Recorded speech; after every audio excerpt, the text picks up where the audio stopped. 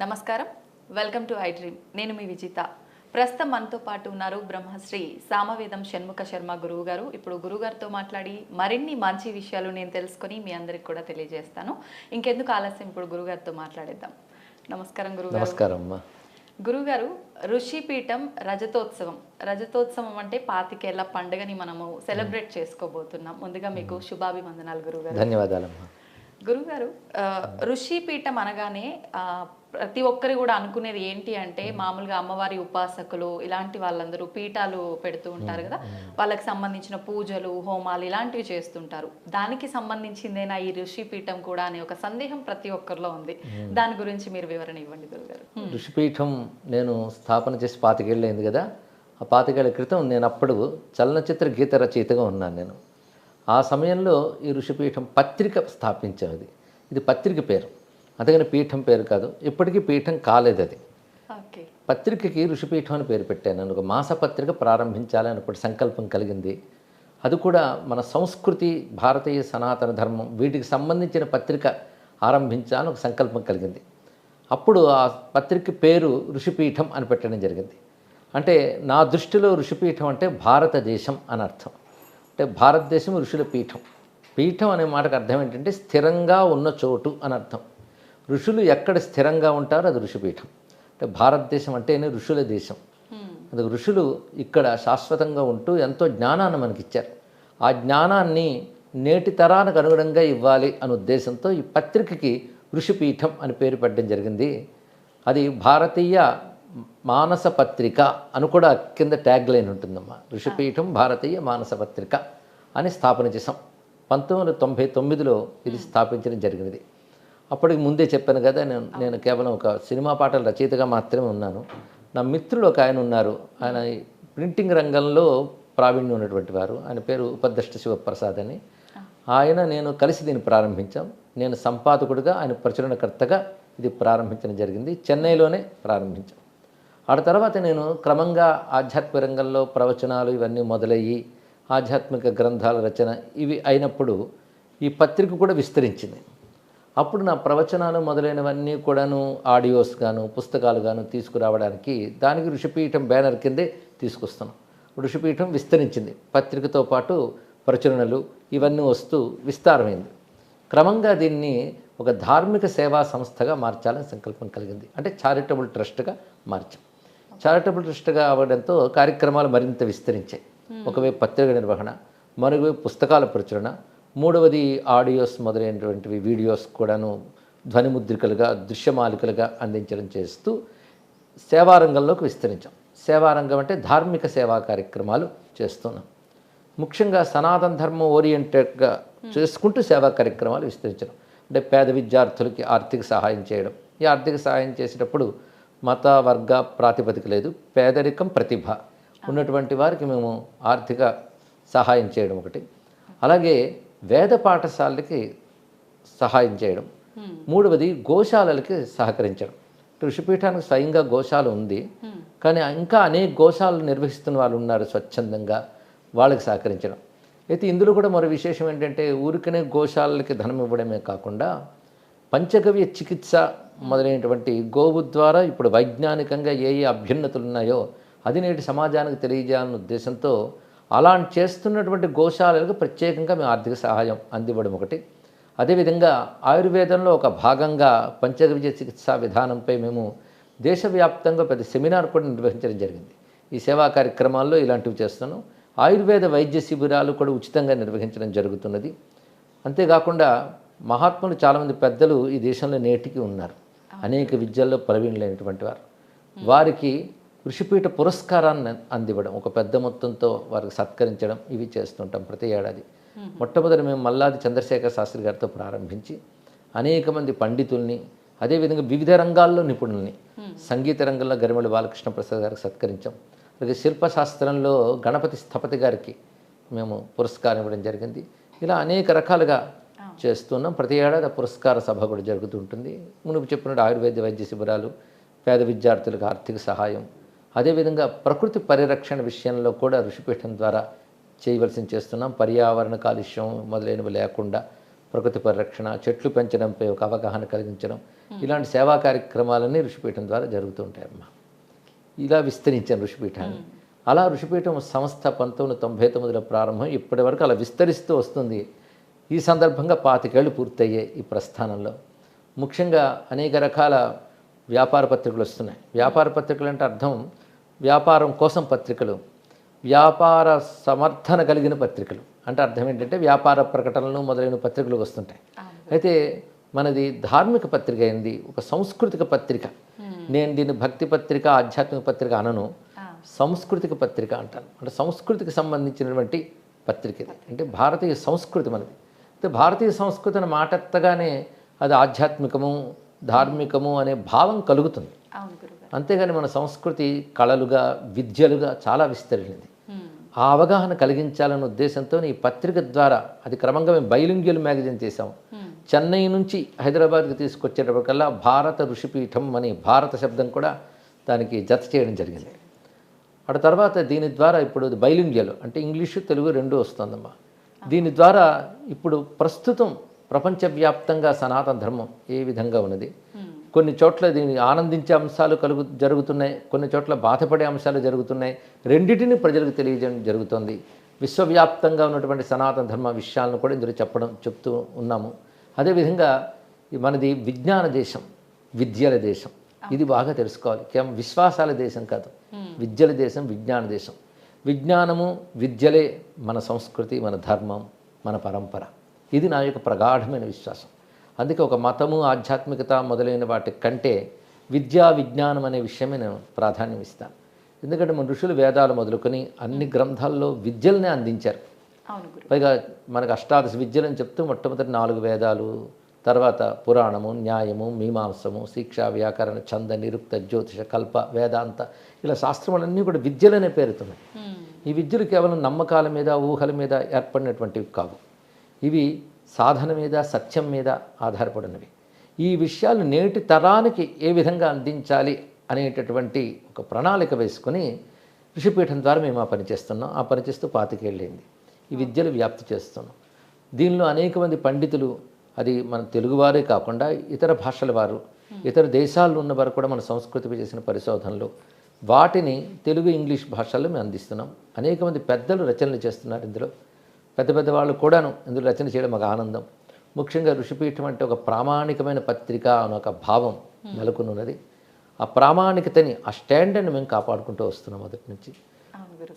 అందరూ పెద్దవాళ్ళు కూడా ఇందులో రాస్తే, ఇందులో పడితే బాగుంటుంది అనుకునే వాళ్ళు ఉన్నారు. ఉదాహరణకి ఒక చిన్న సంఘటన ఈ సమయంలో గుర్తొస్తుంది. గొల్లపూడి మారుతీరావు గారు ఒక ప్రముఖ దినపత్రికలో ఒక గొప్ప సంగీతకారుడు గురించి గొప్ప వ్యాసం రాశారు. అది చాలా బాగుంది.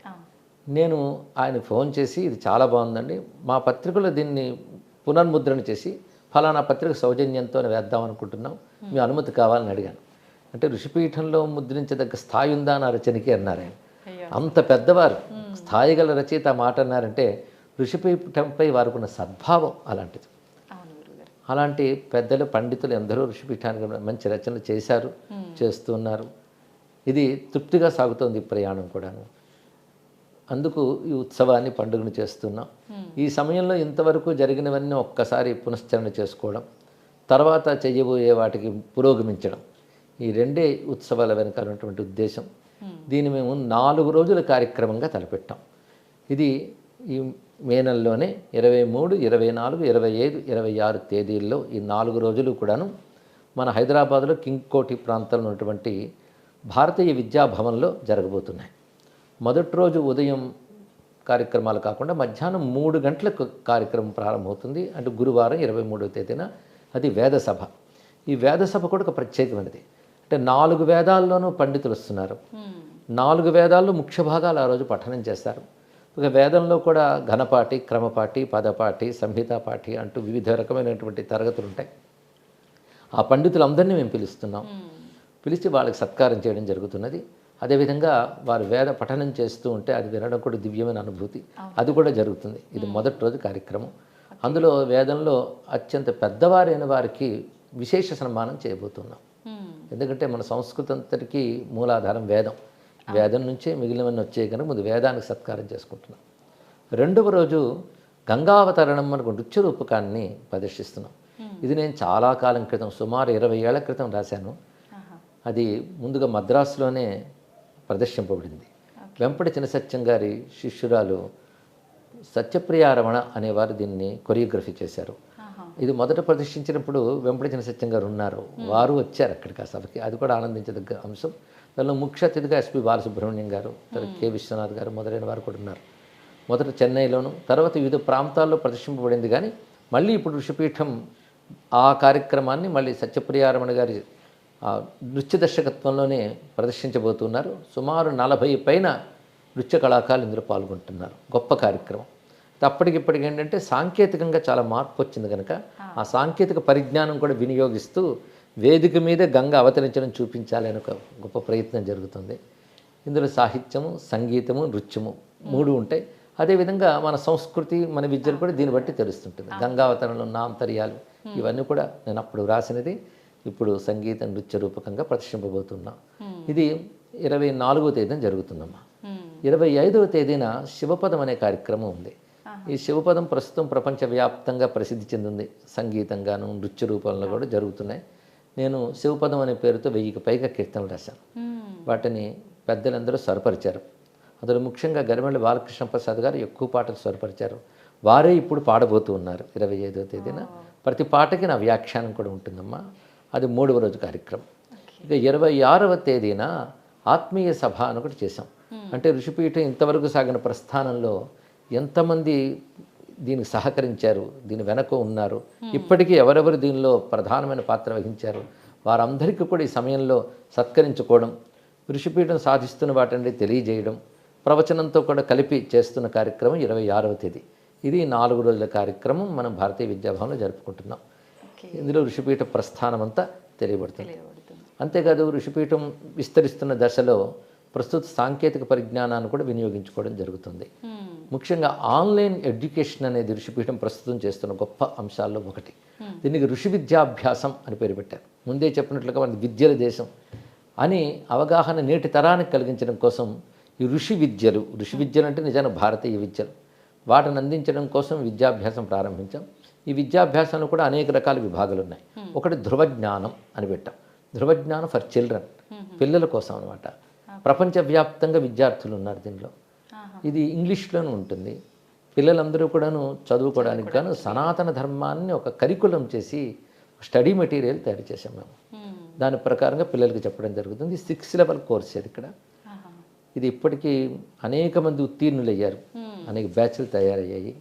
అది సంతోషించదగ్గ విషయం. ఇందులో అధ్యాపకులు వాళ్ళందరూ స్వచ్ఛందంగా చేస్తున్నారు. ప్రపంచవ్యాప్తంగా ఉన్నారు అధ్యాపకులు. ఇది ఇంగ్లీష్లోనే ఉంటుంది. ఇది కేవలం శ్లోకాలు పాఠాలు చదవడం కాకుండా ఇందులో మన సంస్కృతి సంబంధించిన జ్ఞానాంశములన్నీ బోధించడం జరుగుతుంది.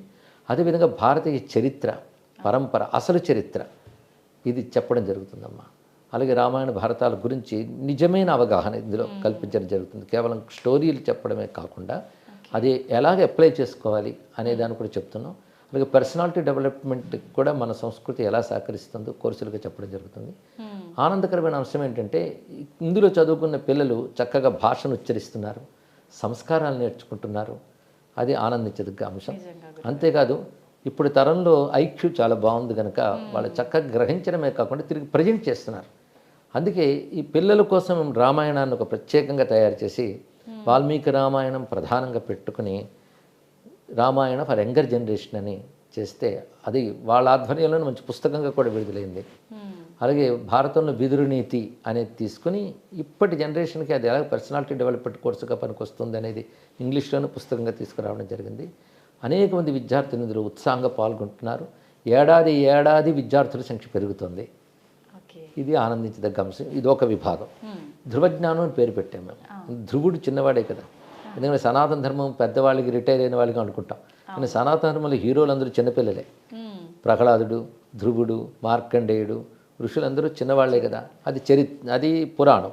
చరిత్రలో చూస్తే ఆదిశంకర భగవత్పాలు వారు ఆయన బాల్యం నుంచే మొదలుపెట్టి యువకుడుగా చేశారు. అలాగే వివేకానంద, వీళ్ళందరూ వృద్ధులు గారు కదా. కనుక సనాతన ధర్మం అంటేనే ప్రతి మానవుడికి అవసరం. బ్రతికే వాళ్ళ కోసమే ఆధ్యాత్మికత అంటూ ఉంటాను నేను. బ్రతుకున్న వాళ్ళ కోసం, బ్రతకవలసిన వాళ్ళ కోసం.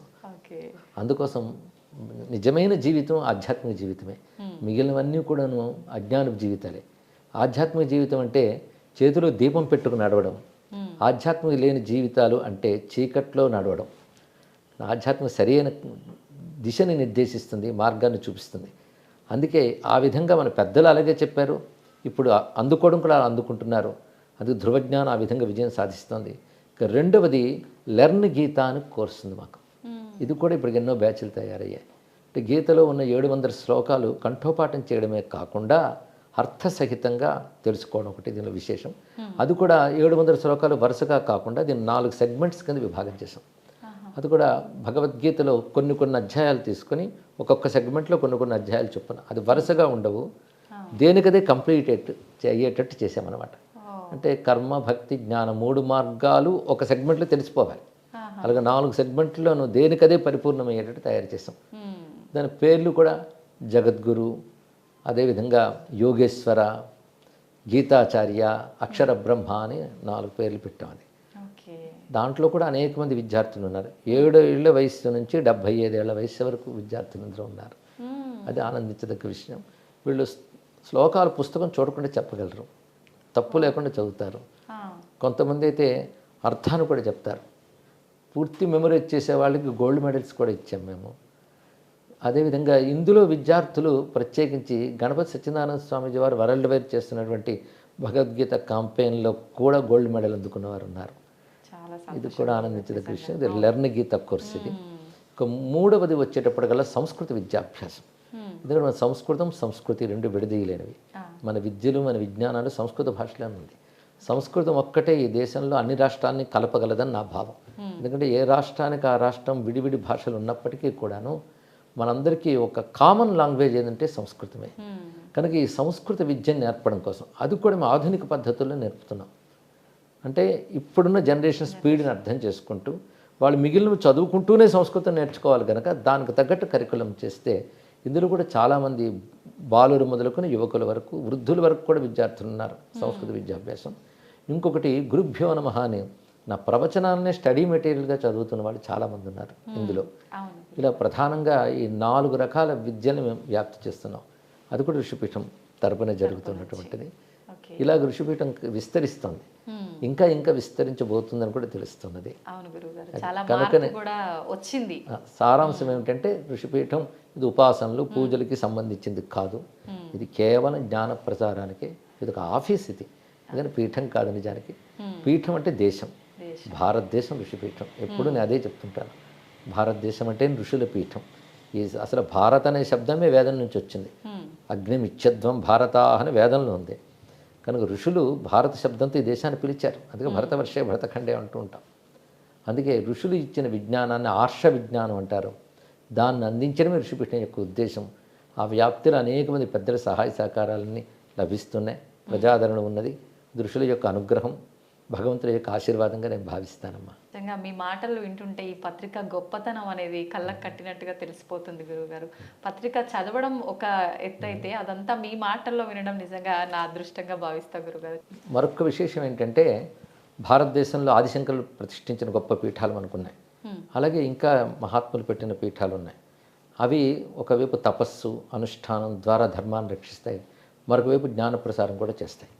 అయితే మాకు ఆ పీఠాల ఆశీర్వచనాలు కూడా ఉన్నాయి. అది ఆనందించదగ్గ అంశం.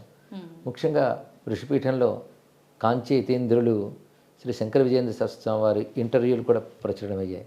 అలాగే మొత్తం జగత్కే గురుపీఠం అని భావించేటువంటి శృంగేరి దక్షిణామనాయ పీఠం, వాటికి సంబంధించిన అంశాలు కూడా ఋషిపీఠంలో వస్తుంటాయి. శృంగేరి జగద్గురు శ్రీ శ్రీ శ్రీ భారతీతీర్థ మహాస్వామి వారు చేసిన అనుగ్రహ భాషణలు ఇంతవరకు ఎక్కడా ప్రచురణము కానివి ఋషిపీఠంలో వస్తున్నాయి. వారు ఆశీర్వదించి ఈ పత్రికలో అది వేసేటట్టు అవకాశం కల్పించారు. అది ఋషిపీఠంలో వస్తున్నాయి. అలాగే ఈ ఋషిపీఠంలోనే ఇంకా అనేక మంది పెద్దలు, పీఠాధీశ్వరులు. మాకు అసలు ఋషిపీఠం ప్రారంభించినదే ప్రస్తుతం కుర్తాళ పీఠాధీశ్వరులుగా ఉన్నటువంటి సిద్ధేశ్వరానంద భారతీస్వామి వారు పూర్వాశ్రమంలో ప్రసాదరాయ కులపతి గారిగా ప్రొఫెసర్గా ఉండేవారు. ఆయన చేతులతో ఆశీర్వదింపబడింది, ఆవిష్కరించబడింది గుంటూరు నగరంలో. అటు తర్వాత వారు పీఠాధీశ్వరులు అయ్యారు. అప్పటి నుంచి ఇప్పటి వరకు కూడా వారి రచనలు, అనుగ్రహం మాకు లభిస్తూనే ఉన్నది. అందుకే పీఠాధీశ్వరుల మన్నను పొందిన ఒక విద్యాపీఠం ఋషిపీఠం. నిజంగా చాలా అంటే ఇందులో దీనిపై వారికి ఒక గౌరవం అనగానే పెద్దని గౌరవం అనకూడదు, ఆధారం ఉంది వాళ్ళకి. వాళ్ళకి దీనిలో ఉన్న రచనలు ప్రామాణికము అనేటువంటి భావం వారికి ఉన్నది. మా పనంతా ఏంటంటే ప్రామాణికమైన భావం ఉంది కనుక దాన్ని కాపాడుకోవడమే మేము చేస్తున్నటువంటి పని. ఇంతమంది పీఠాధీశ్వరులు సాక్షాత్ ఆదిశంకరుల యొక్క స్వరూపాలు, వారి ఆశీర్వచనాలు మాకు ఉన్నాయి కనుక ఇది నడుస్తున్నది. అయితే ఏం చేస్తున్నామనే దానికంటే ఈ పని ఇలా చేయడమే మాకు సంతోషం. ధార్మిక సేవే ప్రయాణంగా సాగుతున్నది ఇక్కడ. పైగా ఇది చేస్తూ ఉంటే తృప్తి వేరమ్మా. అవును గురుగారు. ఋషులు ఇచ్చిన విజ్ఞానాన్ని పరిశీలించడం, పరిశోధించడం, నేటి తరానికి అనుగుణంగా మలచి ఇవ్వడం, ఇది చేస్తూ ఉంటే ఆనందం. అదే ఋషుల కైంకర్యంలా అనిపిస్తున్నది. అది మన దేశానికి చేస్తున్న సేవ. అందుకే దేశభక్తి, దైవభక్తి ఈ రెండు ప్రతి వ్యక్తికి ఉండాలని నా యొక్క అభిప్రాయం. భగవంతుని ప్రార్థించే ముందు దేశ క్షేమం కోరుకోవాలి, దేశాభ్యుదయాన్ని కోరుకోవాలి అనేటువంటి ఉద్దేశంతో దీన్ని నేను నడుపుతున్నాను. ఇది దీని యొక్క ప్రయాణం.